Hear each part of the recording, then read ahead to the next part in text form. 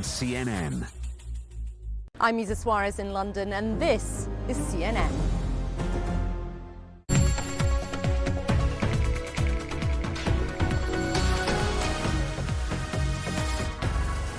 A mafia-linked sports rigging scandal hitting American basketball at the highest level. This is what we know. We begin with that story, and it feels like it was ripped from a Hollywood screenplay because NBA star Thierry Rozier and Portland Trail Blazers coach Chauncey Billups were both arrested today for their connection to a gambling scheme that involved several of New York's most infamous organised crime families.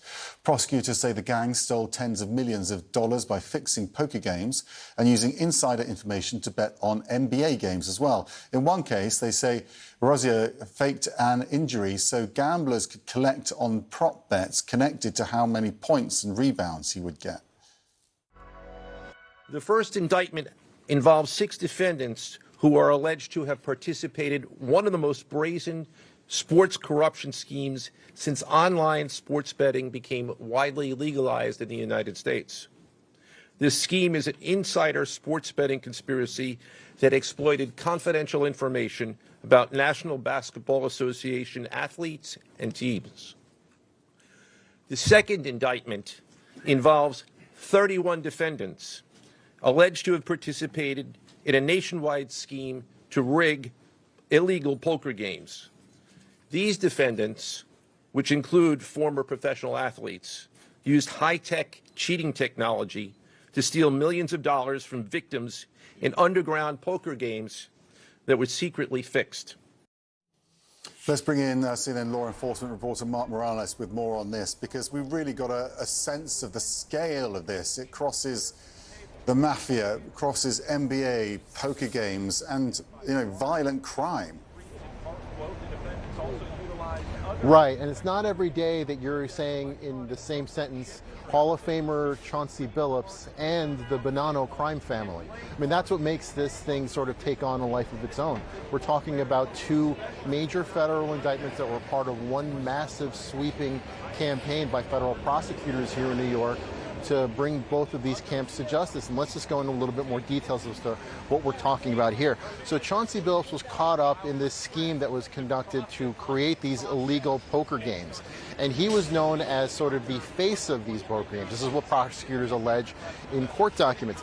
They say that they would bring in these high rollers who would come in, sit next to Chauncey Billups, and be enamored with his celebrity, so much so that they wouldn't even notice that they were being taken for a ride. And how exactly would this happen? So the organizers of these illegal poker games would be using all sorts of technology. We're talking about hidden cameras, the card readers. They knew the hands that were being dealt, and because Chauncey Billups was allegedly in on it, they would all make a profit. Now, the Bonanno and the Gambinos and the Genoveses and the Lucchese's, names that we haven't said in a very long time, they were involved in this scheme, and when a lot of their victims wouldn't pay up, it would be them who would go out and try to collect on these debts. Now, when we talk about Terry Rozier, he's a current NBA player. He plays for the Miami Heat, and he was getting information about other players in the league, and he was funneling them to his group so that they could actually place bets on who could score X amount of points or get rebounds, whatever the case may be. His most famous example was playing in a game in March of 2023 when he played 9 minutes and then claimed that he had an injury so he wouldn't go out and play again.